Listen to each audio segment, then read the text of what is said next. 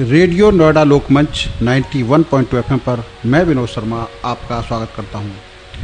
हमारा साप्ताहिक कार्यक्रम खास मुलाकात। आज इस कार्यक्रम में हम आपकी मुलाकात कराते हैं एक ऐसे शख्स से जिन्होंने अधिकारों की जंग जीती, और वो भी ऐसी जिसमें आपको लगेगा कि हाँ, हर एक आदमी को ऐसे संघर्ष के लिए हमेशा आगे आना चाहिए। जी हाँ, मैं बात कर रहा हूँ मोहन पासवान जी से, जिन्होंने अपने कॉलोनी में स्कूल खोलने के लिए कानूनी लड़ाई लड़ी और वह लड़ाई जीती कोर्ट के जरिए।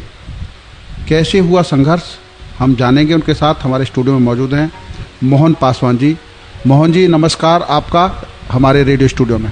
सर नमस्कार, आपको भी बहुत बहुत धन्यवाद। मोहन जी ये बताइए कि आपका मूल कहाँ पे है, कौन गांव से आप बिलोंग करते हैं, और साथ में आप दिल्ली में किस जगह पर रहते हैं जहां से ये आपने ये लड़ाई लड़ी थी।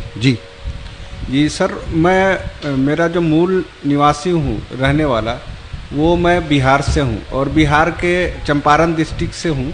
और मुझे शायद बताने की ज़रूरत नहीं है, और चंपारण डिस्ट्रिक्ट अपने आप ही एक ऐतिहासिक डिस्ट्रिक्ट है, जो कि अंग्रेज़ों को यहाँ से भगाने के लिए वहीं से आंदोलन शुरू हुआ था। तो उसी बापू के चंपारण से रहने वाला हूँ मैं। और मैं दिल्ली के प्रेम नगर, जो किराड़ी विधानसभा है, जहाँ पे कि अनऑथराइज कॉलोनी है, तो उस अनऑथराइज कॉलोनी में मैं रहता हूँ दिल्ली के अंदर, और मैं वहीं पे रहता हूँ और पूरा परिवार मेरा अभी वहीं पे है। तो वहाँ पर किस तरह की समस्या सामने आई, क्या लड़ाई लड़ी आपने एजुकेशन को लेके, और ये विचार आपके अंदर कैसे आया?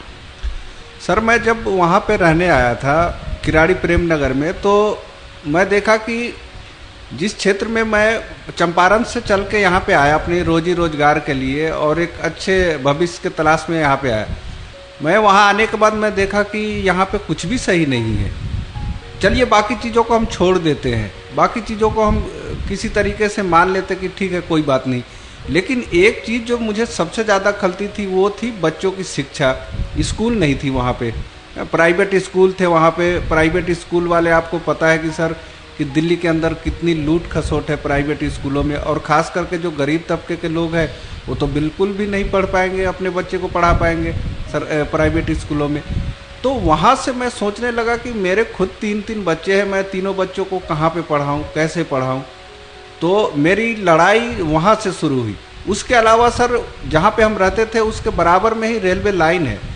उस रेलवे लाइन को क्रॉस करके हमें कॉलोनी के अंदर जाना पड़ता है, या रेलवे लाइन को क्रॉस करने के बाद बच्चे स्कूल जाएंगे। और मेरे सामने भी कई ऐसे घटना हो गया जिसमें कि बच्चे स्कूल जाते समय रेल से कट गए, और ये चीज़ मुझे बहुत ही ज़्यादा विचलित किया। और मैंने वहीं से तय किया कि नहीं, अगर मुझे इस क्षेत्र के अंदर, इस कॉलोनी के अंदर रहना है, तो मैं तो कानूनी लड़ाई लड़ूंगा और स्कूल बनवा के छोड़ूंगा। तो वहीं से मेरे अंदर एक जुनून आया कि मैं अब स्कूल के लिए लड़ाई लड़ूं। या तो मेरे पास एक रास्ता था कि मैं खुद को वहाँ से निकाल के बाहर चला जाता, लेकिन मैं सोचा नहीं, ये सही रास्ता नहीं होगा। कहाँ से आप अपने आप को बाहर निकालोगे, उससे अच्छा कि खुद लड़ो, और यहाँ पे रहना है तो लड़ना पड़ेगा स्कूल के लिए। तो वहाँ से शुरू हुई हमारी स्कूल की लड़ाई की जर्नी। और फिर हम लोगों ने लगभग 3 से 4 साल तक हम लोगों ने शिक्षा विभाग से लेके और डीडीए तमाम ऑफिसों का चक्कर काटा। वहाँ पे हम लोगों ने खूब संघर्ष किया, और संघर्ष करने के बाद बहुत लोगों से मीटिंग हुई। एलजी साहब जो दिल्ली के थे, डीडीए का उपाध्यक्ष थे, इन सभी लोगों से मीटिंग हुई, तमाम चीज़ हुई। लेकिन मुझे इन सब चीज़ों में एक सबसे ज़्यादा जो इम्पोर्टेंट ये लगा कि जब हम डीडीए के उपाध्यक्ष के ऑफिस में गए थे, तो वहाँ के जो कमिश्नर थे, डीडीए उपाध्यक्ष ऑफिस में जो कमिश्नर थे डीडीए के, वो कोई विजय कुमार बिष्ट नाम था उनका। और उनसे लगभग कई बार हम मिल चुके थे इसी विषय के ऊपर, स्कूल के विषय के ऊपर, क्योंकि डीडीए को ज़मीन देना था, दिल्ली गवर्नमेंट को स्कूल बनाना था।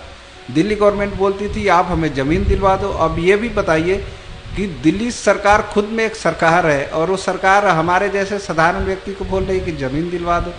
मैंने दिल्ली गवर्नमेंट का इस बात को भी एक्सेप्ट किया कि कोई बात नहीं, आपको ज़मीन भी हम ही दिलवाएंगे।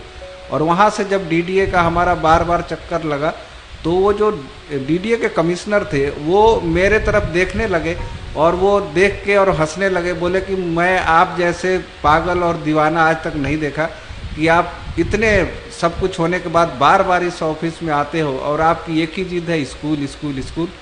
और वो बोले कि बिल्कुल आपका स्कूल बनेगा अगर आप ऐसे ही जिद करोगे तो। और फिर वो उन्होंने ये भी बताया कि मैंने बहुत ऐसे लोगों को देखा है कि लड़ते लड़ते बेचारे की ज़िंदगी ख़त्म हो जाती है, कई तो ख़त्म भी हो जाते हैं, लेकिन जिस समस्या के लिए वो लड़ते हैं वो शायद हो नहीं पाता है।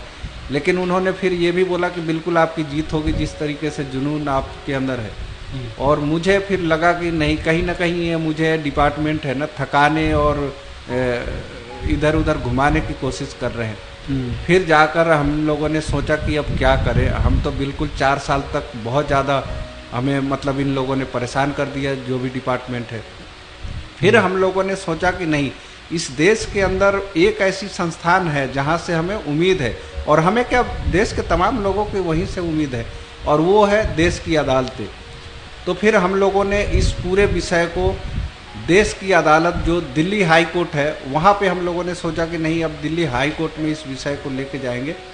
और वहाँ हाई कोर्ट में जाने के लिए भी हमारे पास पैसे नहीं थे। सबसे बड़ी बात कि वकील करना पड़ेगा आपको अगर ऐसे विषय को लेके जाते हैं, और वकील करने के लिए आपको पैसे की ज़रूरत है, और पैसे हमारे पास थे नहीं, तो करें तो क्या करें। फिर हम लोगों ने ढूंढना शुरू किया कि कौन ऐसा वकील है जो इस विषय को लड़ सकता है। तो ढूंढते ढूंढते हमने अखबारों में देखा, एक शिक्षाविद थे और वकील भी, जिनका नाम श्री अशोक अग्रवाल जी था। और उनको फिर हम लोगों ने सोशल मीडिया के माध्यम से अशोक अग्रवाल जी को ढूंढा, और ढूंढने के बाद मैंने उनको एक मैसेज किया कि सर, हमारे क्षेत्र के अंदर स्कूल नहीं है और हम डिपार्टमेंटों ने हमें बहुत दौड़ाया थकाया और हम स्कूल चाह रहे हैं, तो कृपया हमारी मदद करें।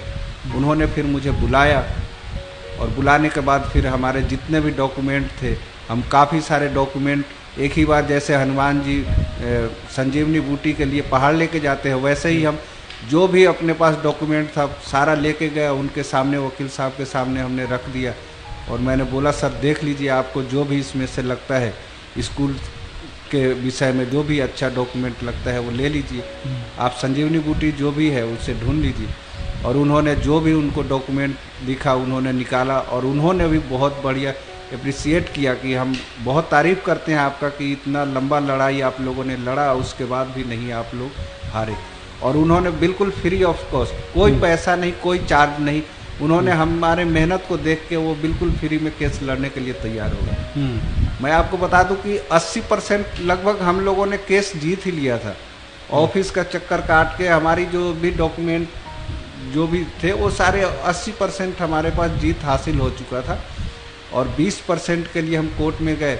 और 2019 में हम लोगों ने 8 मार्च 2019 को दिल्ली हाई कोर्ट के अंदर एक PIL डाला, और उस PIL के माध्यम से दिल्ली हाई कोर्ट ने प्रेम नगर जो हमारा क्षेत्र है उस क्षेत्र के बच्चों के हक में, हम लोगों के हक में फैसला दिया, और आज वहाँ पे स्कूल बनना शुरू हो गया है, और स्कूल बन रहा है, और बहुत जल्द ही उसके अंदर बच्चे पढ़ेंगे और एडमिशन भी होगा। आपको इस सार्थक संघर्ष के लिए बहुत बहुत बधाई। और ये भी जानना चाहेंगे कि आपके इस संघर्ष में आपके कुछ और साथी भी रहे होंगे जिन्होंने आपका कदम दर कदम साथ दिया, और सबसे बड़ी जो सहयोग मिला आपके परिवार से मिला, क्योंकि जो संघर्ष आपका अपनी आजीविका कमाने के लिए होना चाहिए था, उस समय आप सामाजिक रूप से एक ऐसे काम में लगे थे जो वाकई उन बच्चों के लिए है जो, क्योंकि आपके बच्चे बड़े हो गए, पढ़ लिख गए, लेकिन उन बच्चों के लिए है जो अभी भी बेबस हैं, लाचार हैं और वंचित हैं। तो उनका उल्लेख जरूर करिएगा कि आपके इस संघर्ष में ये कब से शुरू हुआ, कौन से साल से, और कौन कौन लोग शामिल रहे। जी सर, ये लड़ाई लगभग हम लोगों ने 2015 में शुरू किया। 2015 में ये लड़ाई शुरू किया स्कूल के लिए, और इस लड़ाई में मतलब हम अकेले चलते गए और कारवां बनता चला गया। लोगों को ये लगने लगा कि नहीं, ये व्यक्ति कुछ ना कुछ अच्छा कर रहा है, और वो ऐसा काम कर रहा है जिसका उसका निजी कोई हित नहीं है। और आप एक बात बताइए, स्कूल अगर बनता है गवर्नमेंट स्कूल, तो उसमें ऐसा तो है नहीं कि मेरा कोई निजी हित है, पूरे क्षेत्र के हित है। तो सभी लोगों ने देखा कि नहीं, ये व्यक्ति लड़ रहा है जो कि सबके लिए लड़ रहा है। तो धीरे धीरे जो क्षेत्र के सामाजिक संगठन थे वो सारे सहयोग में आ गए।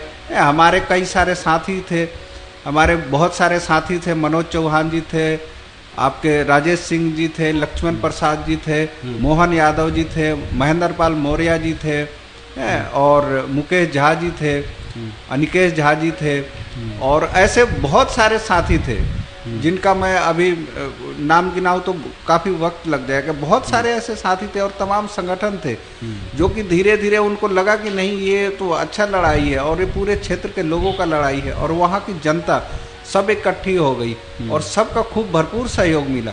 और जब तक स्कूल नहीं बनना शुरू हुआ तब तक उनका सहयोग रहा, और बढ़ चढ़ कर जब भी हम कभी उन्हें बुलाते थे किसी विषय पे, स्कूल के विषय पे, तो तुरंत वो हाजिर हो जाते थे। हमने एलजी साहब के घर का भी घेराव किया था, दिल्ली सचिवालय का भी घेराव किया था, तो तमाम जगह पे इन सभी साथियों का, सभी संगठनों का, सभी लोगों का भरपूर सहयोग मिला। और मैं इन सभी सहयोगों में मैं अपने पत्नी का सबसे बड़ा उसमें सहयोग मानता हूँ, क्योंकि मेरी जो जीविका है घर की चलाने का वो सिर्फ और सिर्फ मेरे ऊपर था।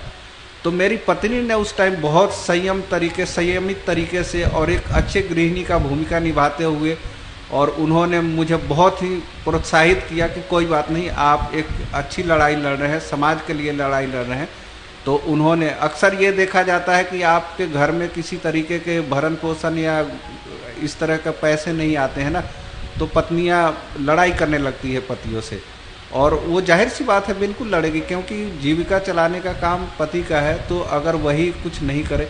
लेकिन इसमें मेरा कुछ उल्टा ही रहा, मेरी पत्नी ने बहुत सहयोग दिया। उनको भी ये समझ में आ गया कि ये लड़ाई किसी एक व्यक्ति का नहीं है बल्कि पूरे समाज का है। तो मैं अपने परिवार का, मैं अपने पत्नी का, मैं अपने बच्चों का, सबका धन्यवाद करना चाहता हूँ इन तमाम जो साथी, सहयोगी साथियों के साथ साथ, क्योंकि उनका भी बहुत बड़ा सहयोग था।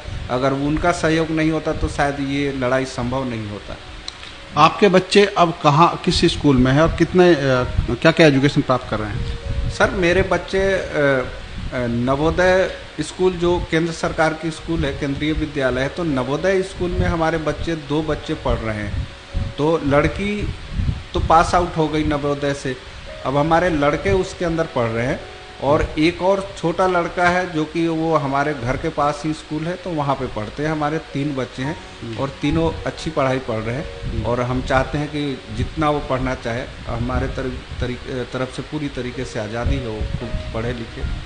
अब आपका क्या लक्ष्य है? क्या कोई लाइब्रेरी खोलना, या किस तरीके का आप प्रोजेक्ट पर काम कर रहे हैं? जो स्कूल तो एक खुल गया, लगभग सरकार की तरफ से तैयारी है, और आने वाले दिनों में क्या आपका लक्ष्य है? सर, स्कूल तो खुल रहा है और स्कूल में बच्चे जाएंगे, अच्छी बात है, लेकिन सबसे बड़ी दिक्कत यह है कि हम जिस क्षेत्र में रहते हैं वो सारा क्षेत्र अनऑथराइज है। वहाँ पे प्रवासी लोग आके बसे हुए हैं, और उनके पास छोटे छोटे मकान है, 25-30 गज का मकान है। तो आप समझ सकते हैं 25-30 गज के मकान में, उस मकान के अंदर माताजी खाना भी पका रही है, पिताजी टेलीविज़न पे न्यूज़ या मूवी भी देख रहे हैं, तो ऐसे घरों में बच्चे पढ़ कहाँ से पाएंगे? उनके लिए कोई पढ़ने का रूम नहीं है। तो मुझे ऐसा लगता है कि नहीं, बच्चों को वहाँ पढ़ने के लिए एक लाइब्रेरी की आवश्यकता है, एक रीडिंग रूम होना चाहिए जो वहाँ पे सिर्फ और सिर्फ पढ़ाई कर सके। तो इसी दिशा में हम चाह रहे हैं कि वहाँ पे एक लाइब्रेरी बन जाए, ताकि जो वहाँ के बच्चे हैं, हर बच्चे के अंदर सपना होता है, हर माँ बाप के अंदर सपना होता है कि हमारा बच्चा अच्छा खासा पढ़े, हमारा बच्चा भी डॉक्टर, इंजीनियर, वैज्ञानिक सब कुछ बने। तो उस एरिया में, जिस एरिया में हम काम कर रहे हैं, वहाँ के भी बच्चों का और पेरेंट्स का यही सपना है। तो हम चाहते हैं कि अगर उनके लिए सही जगह नहीं मिलेगा, सही माहौल नहीं मिला स्कूल शिक्षा के लिए, तो शायद इस सपने को नहीं पूरा कर पाएंगे। तो इसी दिशा में हम चाह रहे हैं कि एक लाइब्रेरी बने, और उस दिशा में हम काम कर रहे हैं। और मुझे लग रहा है कि बहुत जल्दी समाज के सभी लोगों का सहयोग रहा तो बहुत जल्दी लाइब्रेरी भी बनकर तैयार हो जाएगा। जी, हमारी आपको शुभकामनाएं। और आपने जो काम किया समाज के हित में, शुक्रिया। जाहिर सी बात है कि वो एक मील का पत्थर होगा और प्रेरित करने वाला यह कार्य है। और आप समाज में एक ऐसी नींव रख रहे हैं जो आने वाले दिनों में और लोगों के लिए भी एक नज़ीर बनेगी। आपका रेडियो नोएडा लोकमंच 91.2 FM पर समय देने के लिए बहुत बहुत धन्यवाद। धन्यवाद सर, शुक्रिया।